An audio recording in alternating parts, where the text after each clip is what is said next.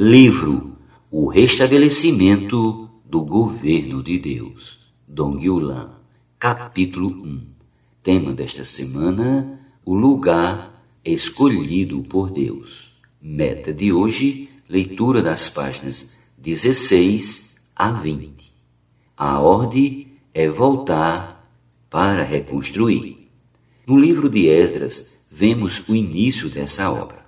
No primeiro ano de Ciro, rei da Pérsia, para que se cumprisse a palavra do Senhor por boca de Jeremias, despertou o Senhor o espírito de Ciro, rei da Pérsia, o qual fez passar pregão por todo o seu reino, como também por escrito.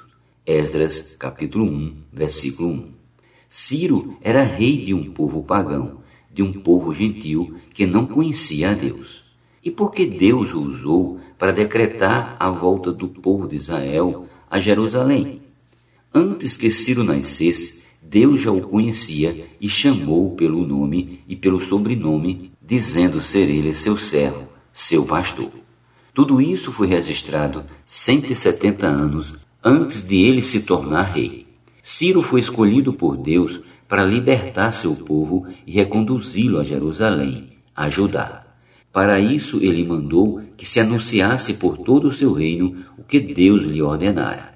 Como seu reino incluía as terras para onde o povo de Israel fora levado cativo, todo o povo de Deus foi convocado a subir a Jerusalém, tanto os de Israel como os de Judá. Todo o povo deveria retornar.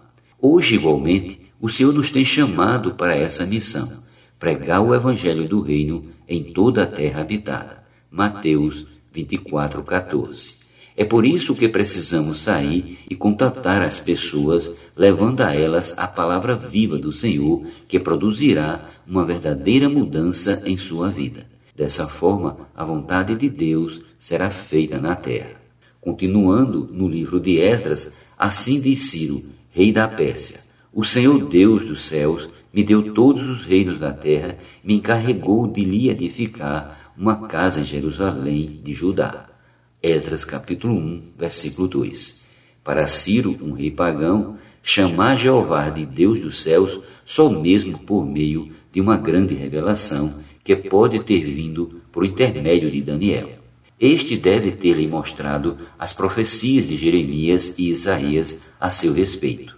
Em Isaías capítulos 44 e 45, fala de Ciro e de tudo o que Deus lhe daria e o que ele iria fazer. No versículo 5 do capítulo 45 lemos: eu sou o Senhor e não há outro, além de mim não há Deus. Ciro ficou impressionado, porque Deus lhe chamou pelo nome antes que ele nascesse e lhe abriu as trancas de ferro e as portas de bronze para dominar toda aquela região, dando-lhes todos os reinos da terra. Ele teve de reconhecer que não foi por sua própria força, ousadia e capacidade que conseguira tudo aquilo. Diante dessa revelação, Ciro se submeteu-se àquele que ele mesmo reconheceu como sendo um único Deus, o Senhor, Deus dos céus. Por que estamos falando esta palavra hoje?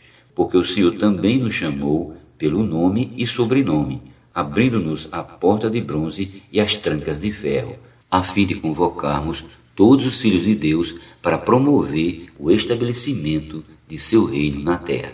No Antigo Testamento, muitos voltaram, mas não todos. Hoje, da mesma forma, nem todos voltarão, pois voltar não é fácil. Após 70 anos de cativeiro, a família está constituída, a casa estabelecida, os negócios em andamento, os filhos na escola, enfim, todos estão arraigados na terra do cativeiro. Por que voltar para Jerusalém? Por que começar tudo de novo? A cidade está em ruína, que fazer lá? Vale a pena pagar esse preço? Somente os que tiveram essa visão sabem que vale a pena. Precisamos de uma visão governante, senão cedo ou tarde desistiremos diante das dificuldades. Devemos ter uma visão clara e pagar qualquer preço por ela. Isso será suficiente para não permitir que Satanás nos faça recuar. Poucos voltaram a Jerusalém, a maioria ficou, e alguns pararam no meio do caminho. Mas graças ao Senhor pelos poucos que não desistiram e chegaram à cidade. Na igreja não há lugar para ambição nem para posição, pois o destaque e o poder devem pertencer apenas ao Senhor. Quem busca tais coisas normalmente fica no meio do caminho. Certa vez um jovem disse que essa visão a respeito da igreja é absolutamente bíblica, mas ele pessoalmente tem dificuldade de praticar, pois não consegue deixar o gosto pelo poder e o destaque pessoal no grupo que lidera.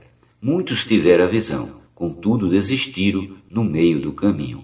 Porém, graças ao Senhor, um grupo voltou a Jerusalém para edificar a casa de Deus. Quando esse grupo retornou a Jerusalém, levou consigo todos os utensílios que eram da casa do Senhor e que tinham sido levados para a Babilônia, como taças, facas e bacias. Todos esses utensílios estavam relacionados com a comida e a bebida. Comer e beber é importante para manter a saúde física e o vigor espiritual. Para isso precisamos dos utensílios que pertencem ao templo. Hoje a realidade espiritual do templo é a igreja e precisamos levar nossa vasilha para comer e beber. Mas comer e beber o quê? O Evangelho de João nos ensina que Jesus é a verdadeira comida e a verdadeira bebida. E ele mesmo diz: quem de mim se alimenta, por mim viverá. João capítulo 6, versículos 55 e 57, parte B. Os judeus se escandalizaram com essas palavras, dizendo: como pode este dar-nos a comer a sua própria carne? Versículo 52. O Senhor esclareceu-lhes essa dúvida. O Espírito é o que vivifica, a carne para nada aproveita. As palavras que eu vos tenho dito são Espírito e são vida. Versículo 63. Quem come de Jesus, vive por Jesus, ou seja, quem se alimenta de sua palavra, vive por sua palavra, pois ele é a palavra. Devemos apreciar a palavra de Deus, pois sem ela morreremos, perderemos a visão e desmaiaremos. A reedificação do templo. O povo voltou para Jerusalém e em Esdras 3:10 vemos que os edificadores começaram a lançar os alicerces do templo. Apenas para referência, pois os historiadores divergem em termos de precisão dos anos. O rei Ciro baixou o decreto no ano 539 a.C. e os alicerces foram lançados no ano 535 a.C., portanto, 4 anos depois. Quando lançaram os alicerces, o que aconteceu? Leamos o versículo 11. Cantava alternadamente, louvando e rendendo graças ao Senhor com estas palavras: Ele é bom, porque a sua misericórdia dura para sempre sobre Israel. Deus não é bom? A sua misericórdia não dura para sempre sobre o povo de Israel e sobre nós, que fomos rebeldes, que estávamos mortos em nossos delitos e pecados e achávamos que éramos alguma coisa? Muitos de nós, além de murmurar contra o Senhor, ficávamos irados com aqueles que falavam por Deus. Mas um dia a misericórdia do Senhor nos alcançou e pudemos entrar, voltar para Jerusalém espiritual, a igreja, e cooperar com sua edificação. O versículo 12 continua dizendo: porém muitos dos sacerdotes e levitas e cabeças de famílias, já idosos, que viram a primeira casa, choraram em alta voz, quando à sua vista foram lançados os alicerces desta casa. Muitos, no entanto, levantaram as vozes com gritos de alegria, enquanto os mais jovens que ouviram de seus pais acerca da primeira casa gritavam de alegria ao vê-la sendo levantada outra vez.